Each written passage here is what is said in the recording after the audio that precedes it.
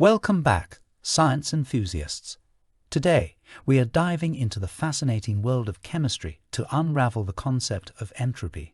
Get ready to expand your knowledge as we explore the intriguing relationship between disorder and energy. Let's jump right in.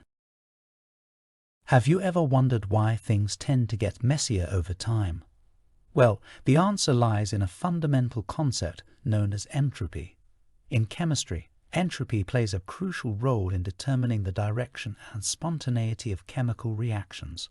So, let's break it down and explore the exciting world of entropy together. First things first, let's define entropy. In simple terms, entropy is a measure of the degree of disorder or randomness in a system. Picture a neat stack of books on a shelf. That represents a low entropy state because the arrangement is organized and predictable. Now, imagine those same books scattered across the room randomly. That's a high entropy state because it's much more disorderly and unpredictable. Entropy is denoted by the symbol S and is often referred to as the arrow of time in the realm of chemistry. It tells us the direction in which a reaction or process tends to proceed. Now, let's understand the relationship between entropy and energy. As we know, energy is neither created nor destroyed. It only transforms from one form to another. Similarly, entropy tends to increase or stay the same in a closed system. Some everyday energy transformations include solar panels burning wood and even running. Whenever energy undergoes a transformation, such as from a concentrated form to a dispersed form, entropy increases. For example, think about ice melting into water. The ice molecules in a rigid ordered structure have less disorder compared to the water molecules moving freely. Hence, this transformation increases the system's entropy. So, how does entropy influence chemical reactions? Well, in the context of reactions, the second law of thermodynamics states that the total entropy of an isolated system tends to increase over time. However, this doesn't mean every reaction will occur spontaneously.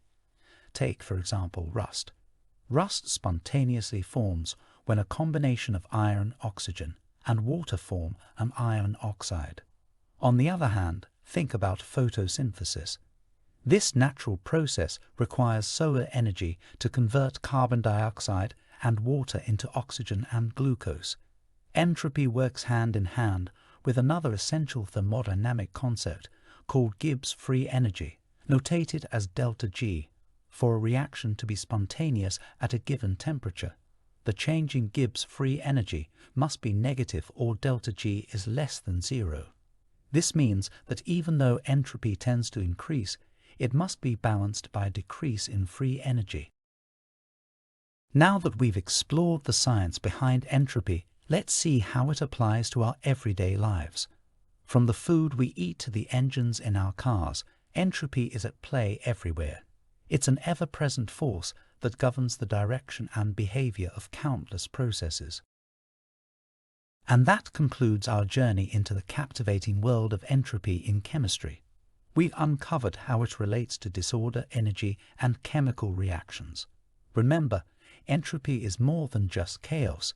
It's an essential aspect of our physical world. Stay curious and always keep exploring. Thanks for joining us today. If you enjoyed this video, don't forget to like, subscribe, and hit that notification bell to stay updated on our future scientific explorations. Let us know in the comments below if there are any other intriguing topics you'd like us to cover. Until next time, keep embracing the wonders of science.